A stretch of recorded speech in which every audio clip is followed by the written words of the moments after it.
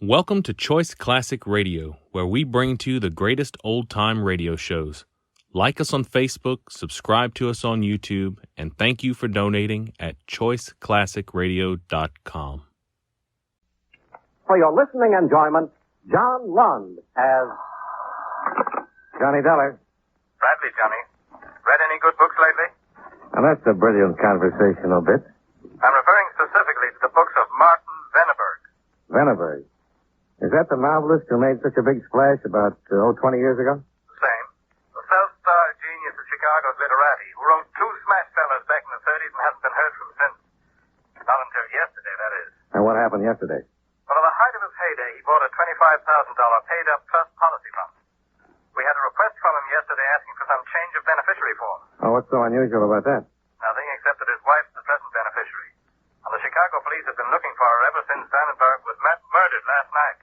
Wow. Might be a good idea to brush up on my reading at that.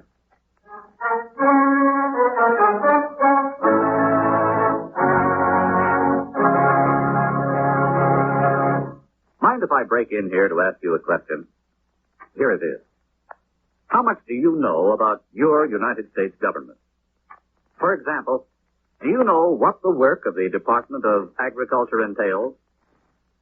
Somebody, someday, may recommend that the Department of Agriculture be called the Department of General Scientific Progress, because employees of this branch of our government have been responsible for the improvement of our shoe leather, our mattress stuffing, and the rubber tires which we put on our automobiles. But these improvements are somewhat of a sideline, since the main duty of the department is to assist the farmers of America. Now, back in the days when it was just getting organized and explaining to Congress why it needed more money, the Department of Agriculture acted only as a sort of clearinghouse for information which farmers picked up and passed on about better ways to grow corn, raise pigs, and so on. Then, the farmers began asking questions about getting rid of blight and parasites and other such farming problems, and the department had to come up with the right answers. That's when the department began to expand and take a direct part in improving farm operations. As an example of its success in farming improvement, there's the item of egg production. In the past 50 years, the production of eggs has been increased over 300% as a result of the expert advice on the feeding and raising of poultry developed by workers in the Department of Agriculture. Other important developments have been made by the department's chemists, such as the improvement of insect killers, fertilizers, and the discovery of new ways in which to use products which farmers have been growing since the beginning of time. For example, do you know it is now possible to make mucilage from sweet potatoes, paper from corn stalks, paintbrushes from milk, and wood as strong as steel? These are just a few of the advancements made by the Department of Agriculture. Future advancements will add much to our American way of life.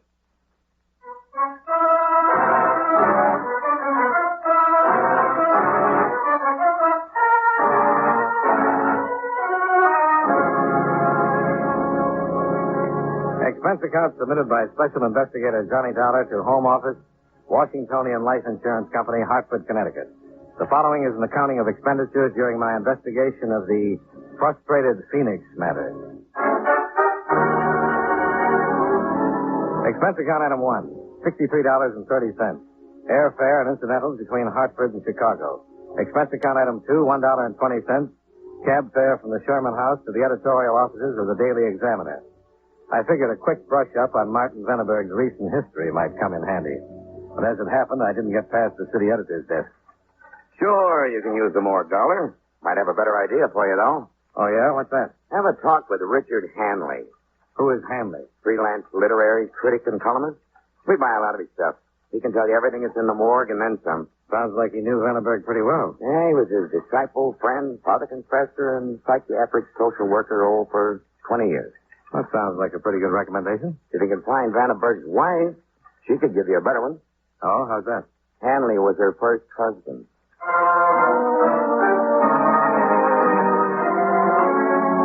Expense account item 3, $1.35. Cab fare to Richard Hanley's modern studio apartment on Elm Street. The severe functional appearance of the studio seemed to be reflected in Richard Hanley. Which Martin Vandenberg did you want me to tell you about, Mr. Dollar, the man or the writer? There's a difference? As a writer, he'd been touched by the gift of genius. As a man, he was dissolute, depraved, contemptible. Would you mind explaining that, Mr. Hanley? In 1933 and 34, he published two of the greatest novels ever written. They burst upon the muck heap of the creative writing of the times like twin comets blazing a pathway to the star. For the next 20 years, he drowned that brilliant light in a foul sea of alcohol dissipation and moral dissolution. In short, the Martin Vandenberg who was killed last night, Mr. Dollar, was a drunken bum. I was told that you were a friend of Vandenberg's. Seems I was misinformed. For 20 years, I have been trying to get that man to write again, write as I knew he could, as he'd done before. I nursed him through his alcoholic stupors, counseled him, pleaded with him, even financed him for a year or two. And how did he react? Well, the vows were many, the accomplishments nil. Whatever I gave him, he used to sate his appetite for dissipation. Well, 20 years is a long time to spend in the face of all that. Not to mention the loss of your wife. I hadn't contemplated giving him Helene, too, Mr. Dollar. Mm-hmm. Where is she now? I have no idea. I'd finally given up on Vandenberg some 5 weeks ago. I haven't seen either of them since. Well, anything else you can tell me, Mr. Hanley? Any ideas as to who might have killed him or why? No. He had no personal possessions. Possibly no longer even a talent for anyone to be jealous of. I can't conceive of any possible motives, Mr. Dollar. Well, there's always that $25,000 insurance policy.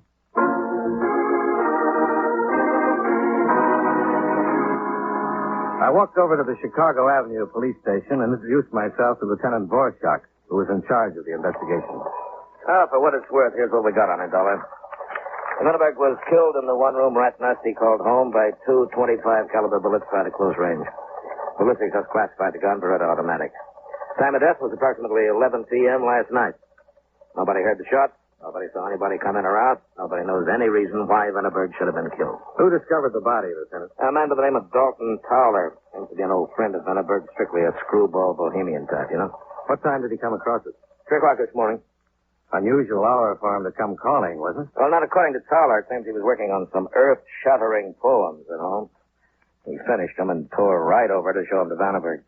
According to him, the womb of night is the birthplace of genius, and time is an artificial dungeon created by benighted Philistines in which to imprison men's souls. Unquote. That's very descriptive, but not very illuminating. No, the same could be said about everything else about this case so far. Until we came across that insurance policy, we had a blank right down the line. You figure that's the motive for Vandenberg's murder? That's the only one that even looks close. What about the wife, Helene? Yeah, that's got us beat, too. As far as we can find out, she disappeared 5 days ago. Nobody in the neighborhood's seen or heard of her since. We got an APB out on her, though. We'll pick her up sooner or later. Mm-hmm. Anything in Vandenberg's recent actions to give us a lead? Well, one unusual thing popped up. Don't know if it means anything, though. Yeah, what's that? We found a nearly new portable typewriter up in his room. Clean, oiled, ready to go. The neighbors tell us that for the past week, Martin Vandenberg has been writing again. Only we couldn't find a scrap of manuscript.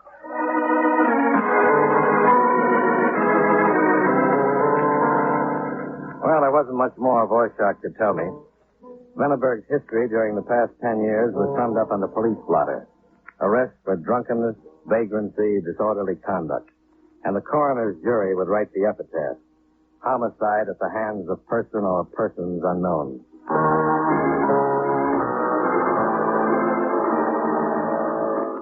I found Dalton Towler where his landlady said he would be. In Newberry Park. One square block of tired grass and scraggly bushes in the midst of a dreary section of Chicago's near north side. Towler was addressing a couple of dispirited-looking squirrels. Come, you beady-eyed scavengers seeking the humorous fruit of the goober. There are no gleanings here save those unpalatable ones, scraped from the moldering refuse of the ash heaps called the mines of men. Do you think the squirrels understand that? Hmm?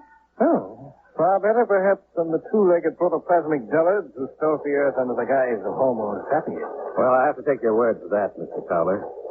A unilateral knowledge of identity, which indicates you have the advantage of me, sir. Well, my name is Dollar. I'm an insurance investigator. In other words, a brazen delver into the secrets of man? I'd like to ask you a few questions about Martin Vandenberg. Yes. A final degradation of genius. To be dissected piecemeal upon the cold, impersonal autopsy slab of a park bench. All I want to do is find out who killed him and why. An impossible task, sir.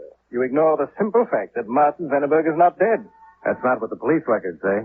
An abysmal conclusion, reached by pygmy-minded illiterates. A soul such as that of Martin Veneberg can never die. It will rise again from the ashes of its mortal remains like that fabled bird, the phoenix, and soar on glorious wings of death repose, forevermore. Well, let's get back to the police blotter and sordid realism, shall we? Very well, sir. What do you wish from me? Any information you can give me about who might have wanted to kill Martin Veneberg? Their names are legion, sir.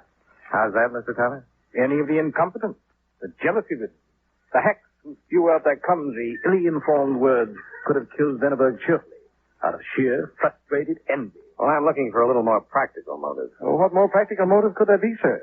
Worldly goods. Of these he had none. What about his wife? A ridiculous implication. Why? Helene is a lovely soul, one who worshipped at Veneberg's shrine, who was dedicated selflessly to her tireless task of catering to his genius. I can think of 25,000 reasons why she might get tired of it. Sure you're not referring to that insurance policy? Well, it supplies motive. Helene's disappeared.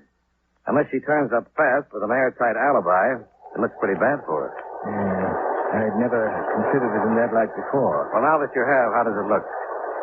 Would it be of any assistance to her if I were to inform you where she was last night? It might. You realize, of course, that my antipathy towards the minions of the law prevented me from divulging this sooner. But if it might be of possible aid to Where her... was she, Tyler? Where she'd been every evening for the past month. Typing manuscripts, sir. At the apartment of Richard Hanley.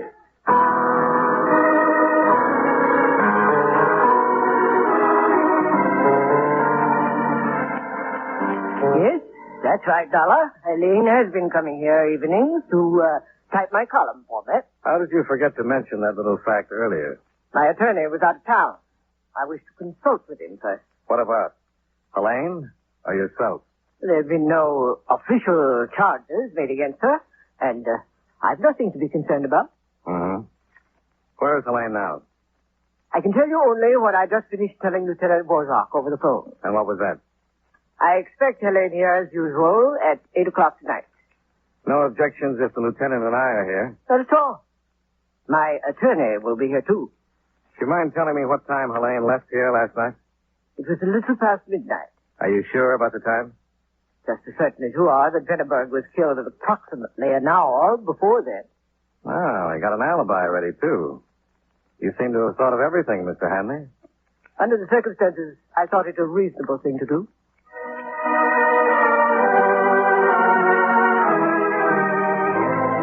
Expense account item 4, 65 cents. Cab fare to the Chicago Avenue police station. I just paid off the driver and was heading for the entrance when Vorschach came hurrying down the stairs toward a squad car parked at the curb. Oh, Dollar, you got here just in time. Come on, fella. Yeah, sure, Lieutenant. What's up? A break on the Veneberg case. You picked up Helene? No, but this might be better. County Hospital, Joe. Some woman took an overdose of sleeping pills with an old picture of Veneberg's in her hand. A personally autographed copy of one of his books was on the bed table beside her. Sound interesting? Yeah, maybe. What are you holding out, Lieutenant? They found a .25 caliber Beretta automatic under her pillow.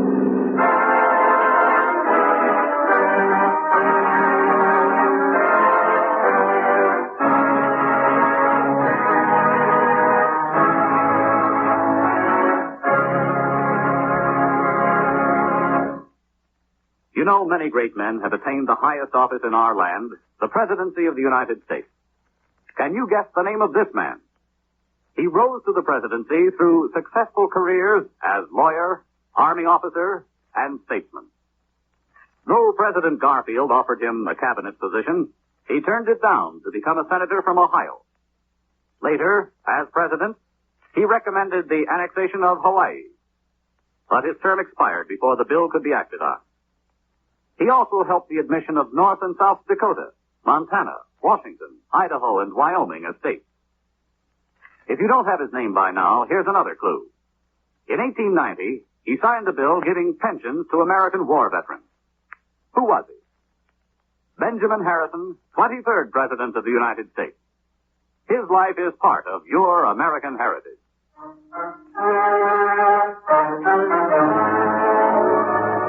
And now, with our star, John Lund, we bring you the second act of Yours Truly, Johnny Dollar.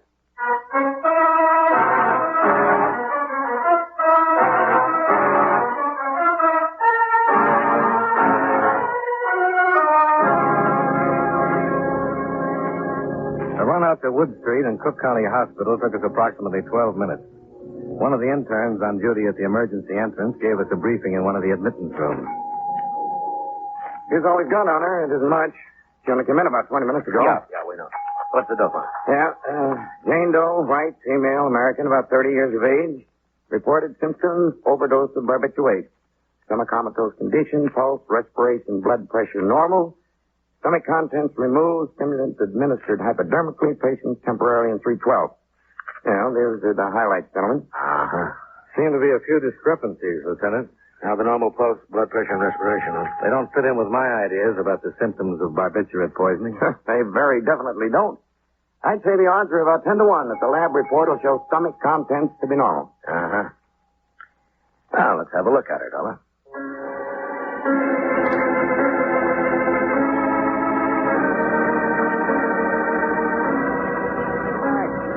Martin, darling.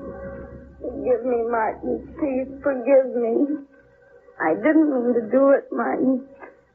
But it's all right now, darling. We'll be together again. We'd like to ask you a few questions, miss. No, go away. Leave me alone. Please leave me alone. Oh, Martin, darling. Martin. I'm a police officer, Miss Lieutenant Vorshak. Police officer? And this is Johnny Dollar, insurance investigator. I don't care what you are. Now go away, please.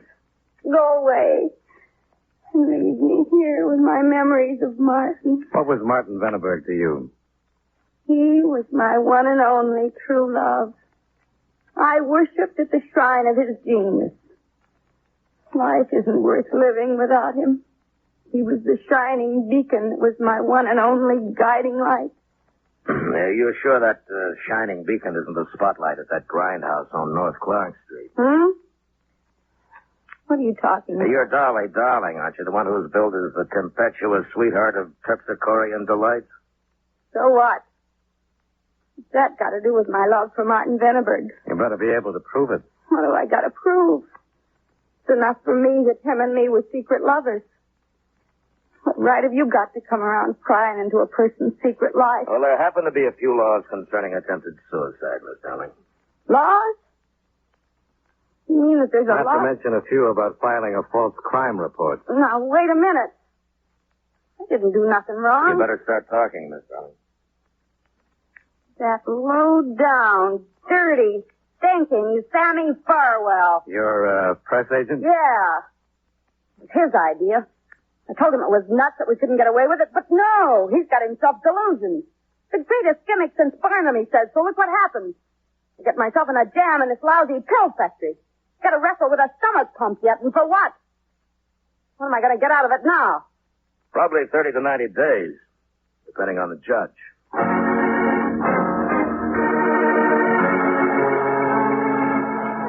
Back at the Chicago Avenue station, Vorshak went through the routine on Dolly Darling and her publicity agent, Sam Farwell. It turned out just about as we expected. Well, there it is, Dollar. Ballistics clears the 25 caliber Beretta they had planted as a prop for the publicity stunt. Mm-hmm. Any previous arrests? A couple of lewd performances for Dolly, some old ones for Farwell, dissemination of pornographic literature, assaults, no conviction. Venneberg's name doesn't show in either package, though. Well, it doesn't help much in the little matter of who killed him, does it? And I'm waiting for Helene Venneberg to do that. Expect her to show up at Hanley's tonight? Yeah, could be. And if she doesn't? Well, we got a tail on Hanley. He might lead us to her. If not, our APB will pick her up eventually. Maybe. You don't sound very convinced. I guess I'm just not the optimistic type. I spent the rest of the day covering the bars, bookie joints, and assorted dives on the near north side that had been notoriously frequented by Martin Venneberg. I wound up in Dalton Towler's neighborhood no wiser than when I started. I figured I had nothing to lose by paying a little social call. I take it, Mr. Dollar, that your visit has no connection with whatever impression my charm, wit, and brilliance may have had upon you earlier today. Well, maybe you're being too modest, Mr. Towler. Oh, modesty is an attribute only of the mediocre, sir. It is unbecoming in the realm of talent and utterly irreconcilable with genius. Well, into which category do those poems of yours fall? Poems, sir? The ones you were rushing to Martin Venneberg when you found his body. Oh, they're not worthy of discussion. Insignificant in conception. Puerile in realization.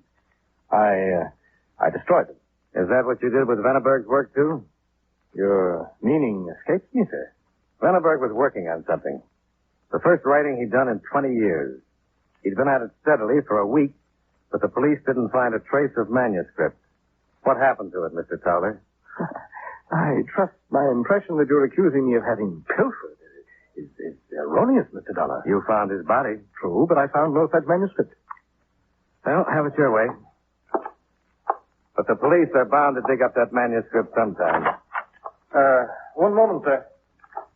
Yeah? There is something I can tell you.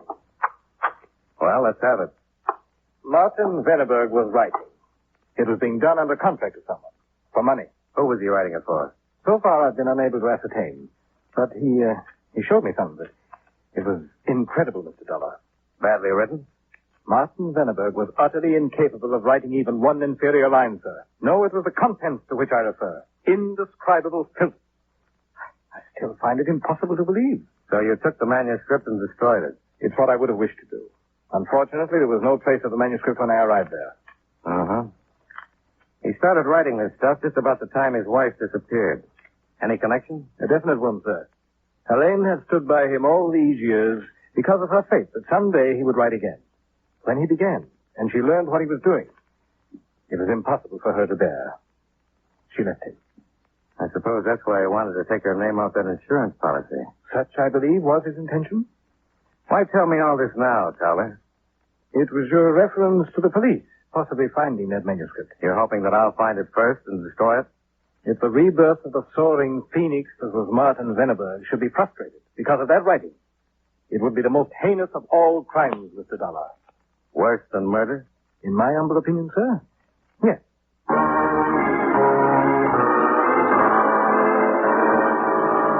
It was getting on toward 8 o'clock when I left Towler's, so I called Lieutenant Vorschach to see if he was ready to keep our appointment with Richard Hanley. You don't have to bother going over there now, Dollar. Why not, Lieutenant? We just found Helene Venneberg. Yeah, where? In the Chicago River. Floating face down.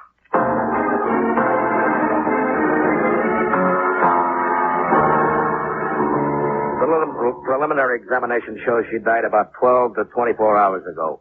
Well, the time could match pretty closely with Martin's death. Yeah, so could the probable cause of death. A couple of small caliber bullet wounds. Too soon for ballistics to identify yet, though. Uh-huh. Well, what about Richard Hanley? Right now he's under physician's care. Broke down completely when we gave him the news. Uh-huh. It's possible he did it, of course. Jealousy could give him a pretty good motive for Martin's death.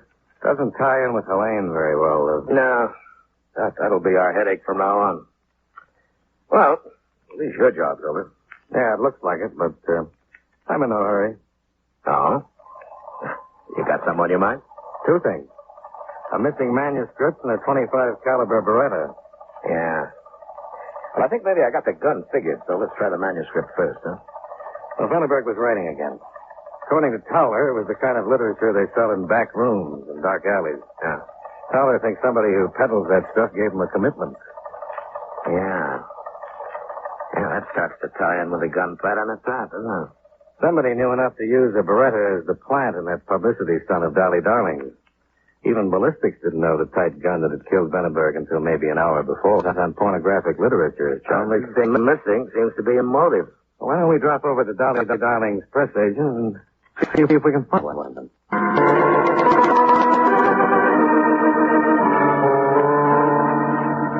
The offices of Sammy Farwell, publicist, were located on the third floor of an old office building on North Wells Street.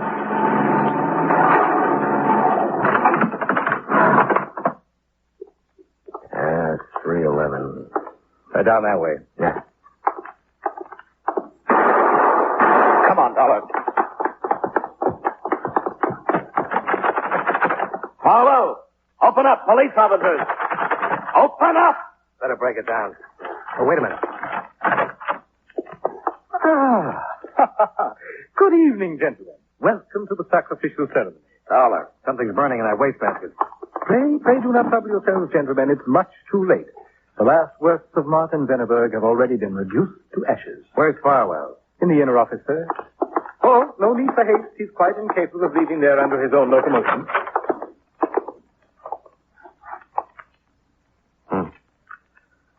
Looks like Towler's right. Yeah. There's the Beretta he used. I trust you agree that this is a most satisfactory evening's work, gentlemen. All right, Tonto, let's hear about it. But of course, Lieutenant. I must confess I feel quite proud of myself for what has just transpired. You knew Farwell had killed Martin and Helene? Not his actual identity, no. But there had been word around of a violent disagreement over the unwelcome attentions Martin's sponsor was paying to Helene. It obviously ended in the shooting. Then he disposed of Helene later as a possible witness. Why didn't you come to the police with this? My dear Lieutenant, it was only the manuscript that was of concern to me. It was vital that I get to it before you did. And not until Mr. Dollar departed my humble abode did I learn Farwell's identity through the good offices of an old confrere. So you came up here, shot him, and burned the script? In essence, yes. There was a bit of disagreement involving that gun in there. Yeah. No need to appear so disconsolate, Mr. Dollar. I would say that all in all, when the phoenix does eventually rise from the ashes, we will agree that things have turned out quite well.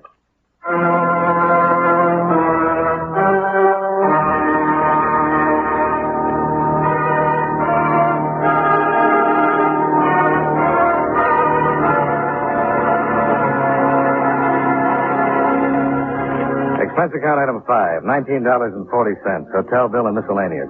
Expense account item 6, $67.60. Airfare and incidentals back to Hartford. Expense account total, $153.50. Yours truly, Johnny Dollar.